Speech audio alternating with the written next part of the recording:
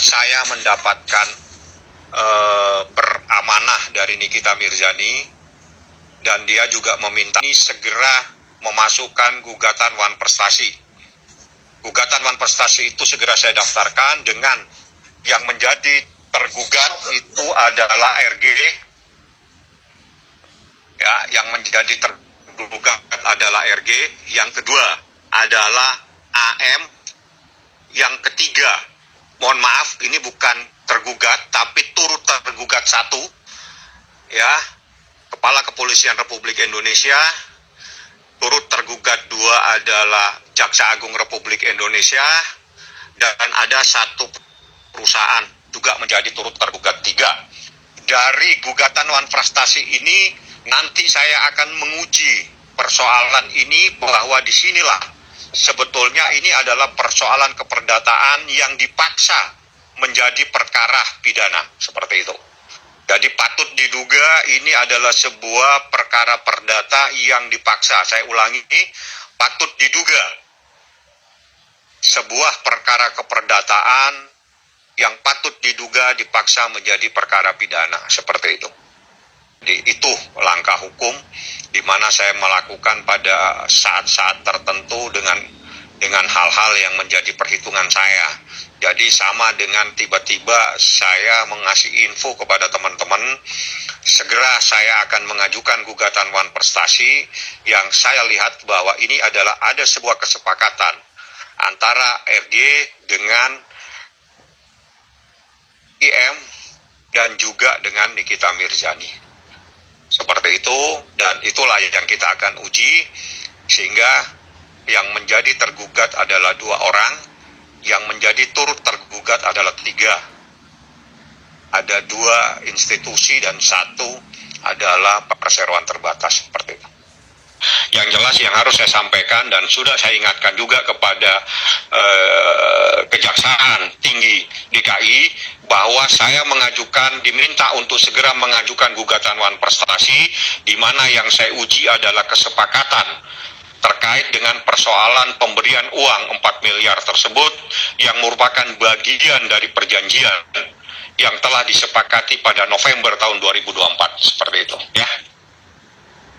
Anda baru tahu kan kalau itu adalah ada perjanjian, yang Anda sendiri baru tahu saat ini bahwa itu adalah kesepakatan. Dan kalau kesepakatan itu dipersoalkan, itu adalah namanya Wan Prestasi. Kalau Wan Prestasi itu adalah persoalan keperdataan, bukan pidana, ya. Berarti secara tidak langsung uang 4M itu hasil kesepakatan ya Bang, berarti bukan ya. Tidak adanya ditemukan dugaan pemerasan seperti yang dilaporkan ya, memang oleh tidak ada RG. pemerasan. Bagaimana orang pemerasan, orang dalam keadaan bebas merdeka? Dia yang pertama kali menelpon, dan dia sendiri yang membuat kesepakatan, dia yang menentukan juga sistem pembayarannya. Terus dia juga minta kalau dalam waktu setahun diberitahukan kembali, dan itulah yang saat ini saya akan uji. Jadi saya diminta sama Nikita segera untuk ajukan, Bang, daftarkan saja Bang gugatan Wan Prestasinya. Ini belum lengkap ya, sampai saat ini belum. Nah inilah yang lagi dipelajari teman-teman. Nah, kalau sudah lengkap, nanti penuntut umum segera menyusun surat dakwaan untuk melimpahkan perkaranya ke pengadilan, misalkan buat persidangannya. Ini kita berdari yang banyak menunggu form belum dikeluarkan ke kejaksaan. Sudah, kalau untuk berkas perkara sudah. Kemarin itu kan di bulan Maret itu ke-19, artinya ada petunjuk yang harus dipenuhi oleh penyidik di sekira bulan Maret. Nah, sejak itu sampai dengan kemarin di tanggal 5 itu baru dikembalikan oleh teman-teman penyidik ke Jatim, ya kan? Nah, sejak itu pula per tanggal 5 itu penuntut umum itu melakukan penelitian, mempelajari, mendalami, menggali fakta-fakta yang ada di berkas perkara, apakah sudah bersesuaian atau dipenuhi dengan petunjuk terdahulu. Nah inilah yang dilakukan oleh teman-teman penuntut dalam rentang waktu yang tidak lama lagi. Kita harapkan penuntut umum dapat menentukan sikap. Menentukan sikap ini misalkan kan identiknya dengan apakah biasanya itu dinyatakan P21. Pak Kapten bilang sendiri bahwa belum bisa disidangkan karena adanya pengalaman bukti-bukti seperti itu, Pak. Iya, sebelum sampai ke persidangan kan ada dibahas dulu teman-teman di penyidik dengan penuntut apa petunjuk yang terdahulu sudah dipenuhi kah? Kalau sudah dipenuhi, Jadi kasus dugaan pemerasan yang melibatkan Nikita Mirzani dan Reza Gladys hingga kini masih bergulir lah ya, belum dikatakan lengkap dan belum P21. Hal ini tentu saja memunculkan banyak pertanyaan-pertanyaan dari warganet atau netizen termasuk saya. Nah, jadi sangkaan utama terhadap Nikita Mirzani ini kan adalah pasal 368 KUHP tentang pemerasan ya. Nah, pasal ini jika kita cermati menuntut adanya 3 unsur utama, yaitu secara sengaja melakukan perbuatan paksaan dengan kekerasan atau ancaman kekerasan untuk memberikan sesuatu yang menguntungkan diri sendiri atau orang lain secara melawan hukum. Yang jadi sorotan utama saya tuh sebenarnya terkait unsur ancaman kekerasan, guys. Secara ilmiah, jika kita lihat dari perspektif kriminologi hukum modern ya, kekerasan itu tidak terbatas pada fisik, tapi juga bersifat psikis atau psikologis. Menurut Packers, theory of coercion guys, ancaman harus menciptakan kondisi di mana korban berada dalam situasi terpaksa, kemudian kehilangan kebebasan untuk memilih dan bertindak karena ketakutan yang bersifat mendesak dan nyata, atau imminent and substantial threat. Namun dalam kasus ini kan kronologi dari keterangan pihak kepolisian justru menyebutkan bahwa awalnya Nikita Mirzani menjelek-jelekan produk Reza Gladys secara terbuka di medsosnya. Kemudian lalu pihak Reza Gladys sendirilah yang menghubungi Nikita Mirzani melalui pihak ketiga yaitu Dr. Oki. Kemudian terjadi komunikasi dua arah dan negosiasi dari 5 miliar menjadi 4 miliar. Nah, pembayaran dilakukan 2 kali, bukan spontan karena tekanan seketika. Untuk menguji kronologi tersebut, kita bisa melihat dalam perspektif teori free will versus determinism dari Beccaria ya. Jika seseorang masih bisa bernegosiasi dan tidak berada dalam situasi yang mendesak, maka kehendaknya belum terampas secara total. Artinya, menurut teori ini, unsur pemaksaan dalam pemerasan patut dipertanyakan. Lebih lanjut dari teorinya Thomas dan Zenaniki tentang definition of the situation. Di situ mengajarkan bahwa ancaman harus ditanggapi korban sebagai serius dan berbahaya. Dan ini tercermin dari perubahan sikap atau kondisi mental yang nyata. Nah, dalam kasus ini kita juga bisa memperhatikan ya, apakah Reza Gladys sendiri terlihat seperti korban yang mengalami tekanan yang luar biasa. Bahkan kan sepertinya ialah yang melakukan pendekatan terlebih dahulu. Nah, dengan berbagai analisis tersebut, akhirnya layaklah ya kita untuk mempertanyakan kembali, apakah benar telah terjadi pemerasan dengan unsur kekerasan atau ancaman kekerasan sebagaimana dimaksud di dalam pasal 368 KUHP. Mengingat prosesnya kan tidak bersifat spontan, kemudian adanya negosiasi serta relasi dua arah. Maka guys, menurut hemat saya, pendekatan perdata atau undang-undang ITE bisa jadi lebih proporsional ketimbang kriminalisasi yang prematur. Namun tentu saja lah ya, kita serahkan kepada proses hukum dan pembuktian di tahap selanjutnya. One prestasi yang dilakukan oleh Nikita Mirzani untuk pengacaranya supaya segera diurus. Kemarin sempat baca komen, ada neti-neti yang mengatakan kayak begini, Pak, pengacara nggak capek apa ngurus orang yang bermasalah? Justru orang bermasalah itu ya yang harus diurus. Karena kenapa? Fungsi pengacara seperti itu, membela klien. Dasar bodoh. Dan buat elu nih ya, buat dokter abu-abu monyet, abu-abu dongkrak, kulit belentang-belentong, persiapin diri. Udah apa belum? Siap-siap ketemu Nikmi di persidangan nanti. Ya, kan dari kemarin aku udah bilang, gue mungkin dikit, jangan kelihatan kurus. Makin lama makin kecil loh kelihatannya, ya kan? Kepikiran, jadi aura kegelapan itu masuk kembali. Tapi emang gelap sih, ya kan? Aja. Gitu. Jadi ya udah silakan aja dan jangan dipaksakan. Kalau penyidik tidak menemukan adanya hubungan, ya sudah, apa hubungannya? Gitu. Handphonenya dokter pun sudah diambil kok, sudah diekstrak, tidak menemukan apa-apa. Gitu. Terus apa yang mau dikaitkan? Gitu. Jadi nggak akan ada kaitannya. Mau sampai kapanpun kalian cari tidak pernah ada kaitannya. Gitu. Makanya dokter kan sampai saat ini masih santai-santai aja, masih jaga, masih jualan, nggak ada masalah. Dokter nggak takut. Karena tidak akan pernah ada ditemukan itu. Jangan cari-cari. Ya, oke? Ya. Tuh, kanan.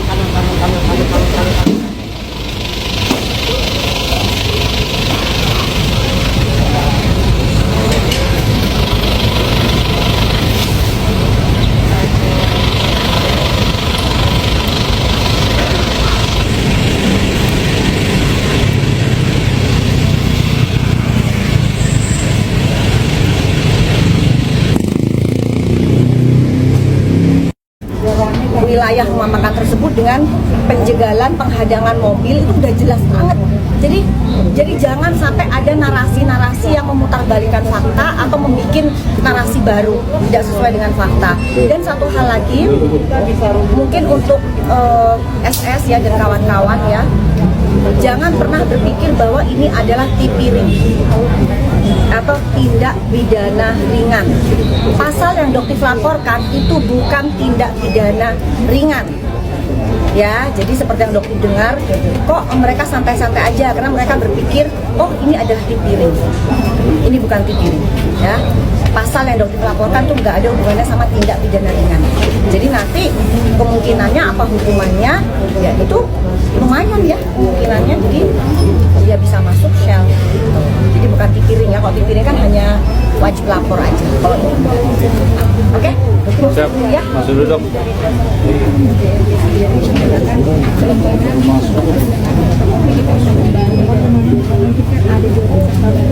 Jadi sebenarnya begini ya, kalau kalian hati ya karena Anda sudah menyebarkan hoax ya bahwa menuduh dokter melaporkan DRG itu sama sekali nggak benar. Tapi memang kalau misalnya penyidik yang memanggil ya mungkin memang aturannya seperti itu ya kan, penyelidikannya membutuhkan keterangan dari DRG ya itu kan wewenangnya penyidik bukan wewenangnya di dokter gitu. Jadi jangan semua ini seolah-olah menggiring opini kalau dokter itu yang melaporkan DRG gitu. Udah ya, saya dokter sarankan di sini lawyernya juga banyak belajar lah. Gitu, jangan kebanyakan muncul di media tapi menyampaikan sesuatu yang bisa menjadi blunder. Berarti ditegaskan dokter tidak melaporkan DRG. Tidak melaporkan, ya, tapi mungkin penyidik menemukan ada keterkaitan sehingga meminta keterangan dari DRG, yaitu adalah wewenangnya penyidik. Berarti ini untuk laporan dokter. Untuk laporan ya. Dok, bawa bukti tambahan lagi mungkin terus di dalam diperiksa perihal apa aja mungkin dari penyidik. Betul. Jadi memang di sini untuk dokter di sini untuk perampasan kebebasan sebenarnya ya. Jadi masyarakat sudah melihat aja bebas ya. Biarin aja si Nyai bebas ya. Si Nyai bebas.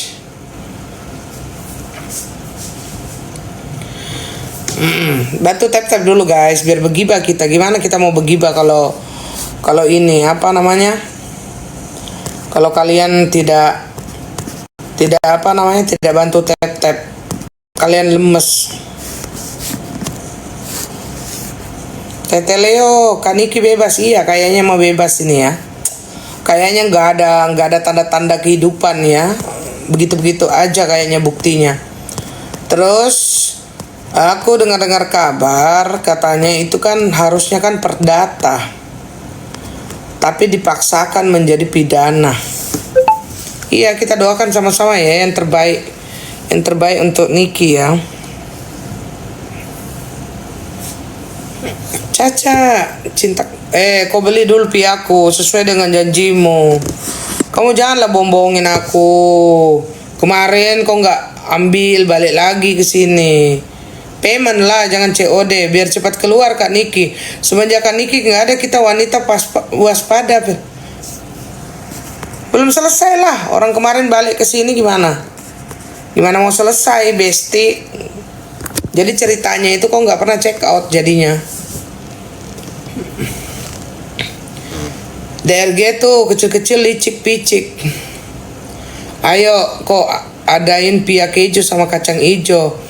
Cekot apa kakak? Aku jualan pia sayang, pia yang kayak gini-gini tuh loh. Tuh, di kantorku ada coklat, wijen, kelapa, bawang. Iya. Gimana caranya?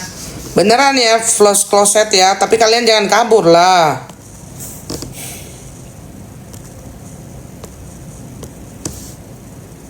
Kalian jangan kabur ya. Tuh. Kalau kalian ambil isi 8 atau isi 12 itu free 1 kuaci. Mana fans Nikita masih ada dia? Pergi lagi, memang gak kelar-kelar urusan sama dia itu. Bagaimana mau dipercaya dunia ini?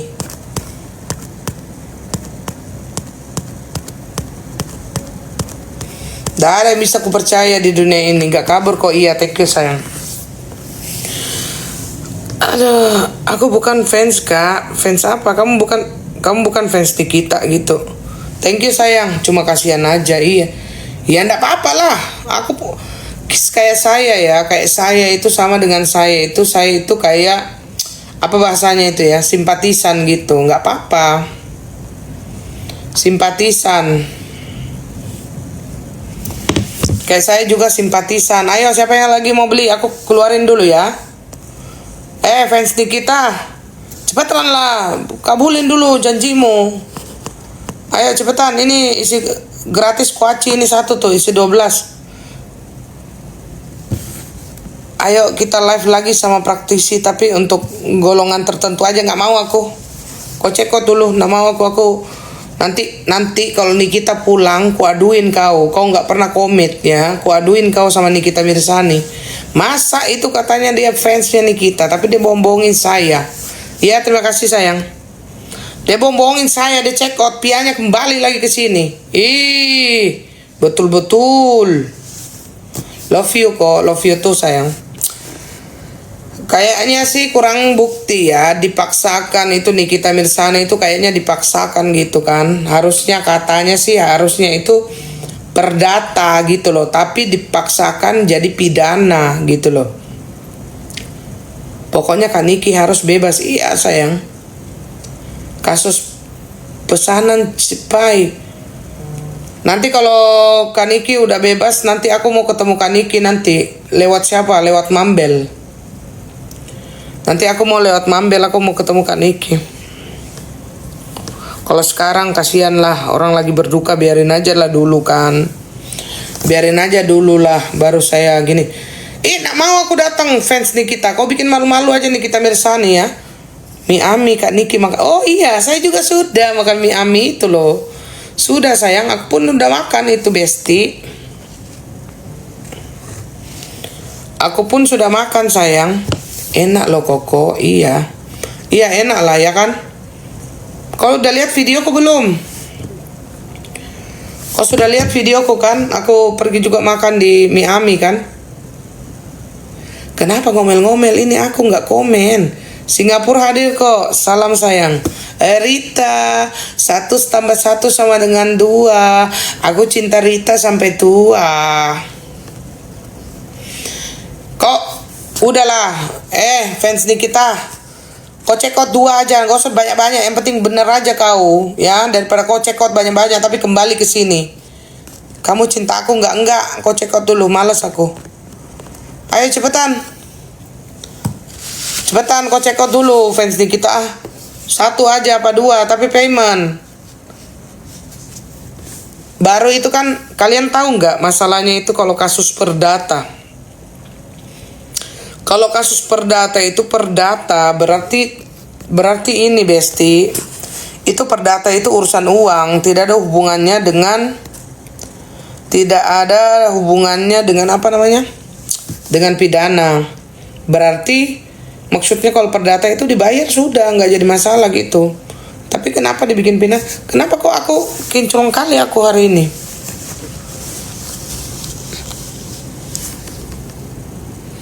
Filter ini ya.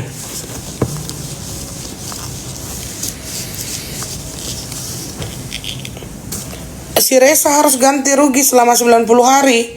Iya. Nikita bayar, DRG masuk 90 hari kan, biar adil lah. Biar adil Besti. Begini aja lah, terlalu norak kali itu. Kalau jam 12 itu kesiangan, kalau Koko kesayangan. Rita. Ayo cepetan fans Nikita, malas aku sama kau. Kau yang masalah kecil aja kau nggak bisa komen, apalagi masalah yang besar-besar. Ayo cepetan. Bunda Pinky. Kau lagi apa Rita? Udah makan kau? Good day. Ini good day di mana saya lihat ini good day ya? Good day. Oh ini. Good day. Kau sudah cek kok tidak good day? Halo sayang good day.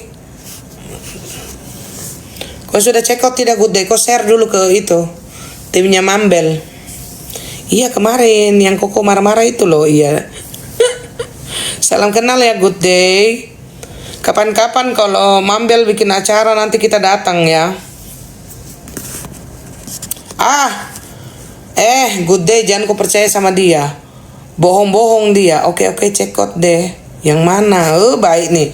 Itu jangan kau percaya sama fans di kita itu.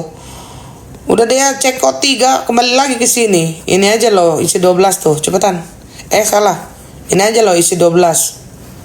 2 box aja, 2 box. Jangan kau itu anakku si fan. Malas aku. Kau belikanlah dia. Kau belikan dia. Ngapain dia jadi anakmu? Aku aja jadi anakmu lebih lucu. Lebih lucu aku jadi anakmu. Jangan kau jadikan dia anakmu. Ya memang duafa dia. Kau belikanlah dia itu. Nggak tepat-tepat janji. Kau tahu ya. Aku kasih tahu. Aku ngadu sama kau ya. Daripada aku ngadu yang maha kuasa. Aku kan dia cekot sama saya 3 box loh. Pergi ke Sulawesi mana itu rumahnya kan? COD. Kau tahu apa yang dia lakukan good day? Balik lagi tuh pianya ke sini. Kan kurang ajar. Kurang ajar.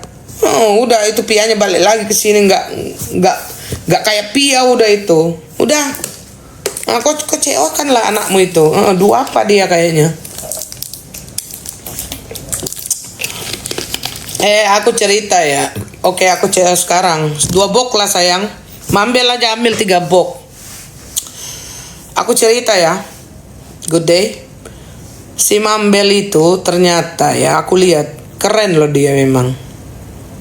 Keren dia. Keren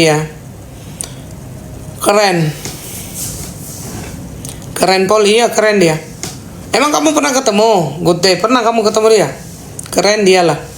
Cucok dia.